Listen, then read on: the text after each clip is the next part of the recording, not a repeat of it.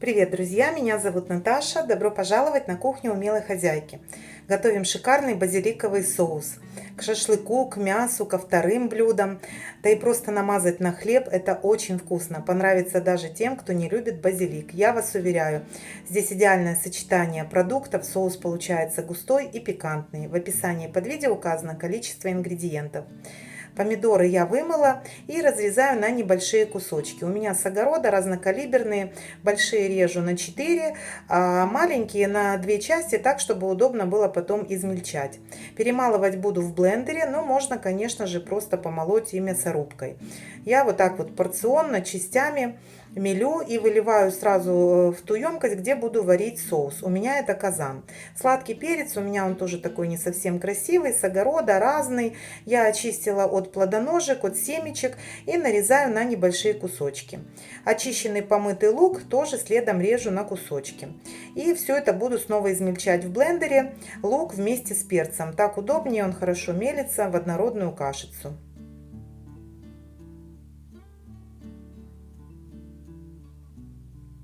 Перец с луком добавляю к помидорам. Сюда же соль и сахар. Пропорции я вам, конечно, укажу в инфобоксе, но вы пробуйте по вкусу. Все индивидуально.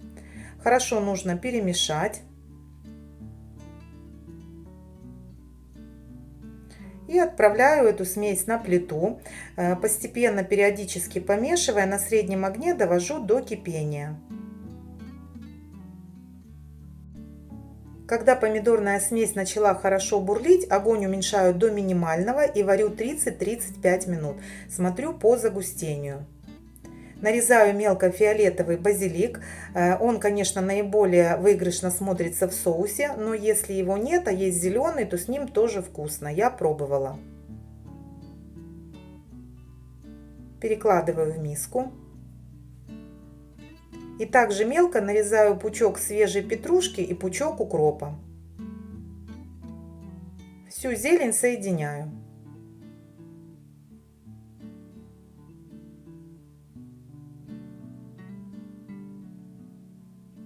Любым удобным способом нужно измельчить чеснок. Я пользуюсь вот таким вот прессом. Количество чеснока и всей зелени используйте по своему вкусу. Обязательно пробуйте, потому что вкусы у всех разные. Смесь у меня хорошо загустела. Добавляю молотый кориандр, черный молотый перец. Выкладываю сюда чеснок. Выкладываю всю зелень. Хорошо перемешиваю и варю еще 10 минут. Хочу отметить, что количество готового соуса на выходе зависит от сочности помидоров и от того, сколько вы будете уваривать по времени помидорную смесь. Если видите, что она жидковата, проварите чуть дольше, чем 30 минут. Вливаю сюда растительное масло без запаха и уксус. Еще раз хорошо перемешиваю, даю смеси закипеть и можно разливать по стерильным баночкам. Банки я стерилизую очень просто, в духовке, тут же у меня и крышки, при температуре 110 градусов 30 минут. К тому времени, когда будем разливать соус, банки должны быть слегка теплыми, ни в коем случае не горячими, чтобы они не треснули. Перед тем, как разливать соус, нужно еще раз его перемешать, чтобы он был однородный. Закрываю стерильными крышками плотно. И так наполняю все банки. У меня из этого количества продуктов получилось 4 пол-литровые баночки. Но еще раз напоминаю, что выход может отличаться. Либо чуть меньше, либо наоборот больше. Все зависит от многочисленных нюансов.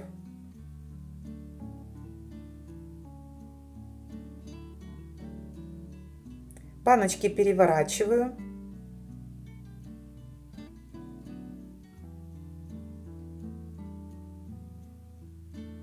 И плотно их укутываю. Теплым махровым полотенцем в данном случае до полного остывания. Друзья, соус получается очень вкусный. Я искренне вам советую его попробовать. Много его не бывает. Если будете готовить, обязательно напишите комментарий. Мне очень интересно. Смотрите другие мои видео. Всех благодарю за лайки, подписку и за комментарии. Всем добра!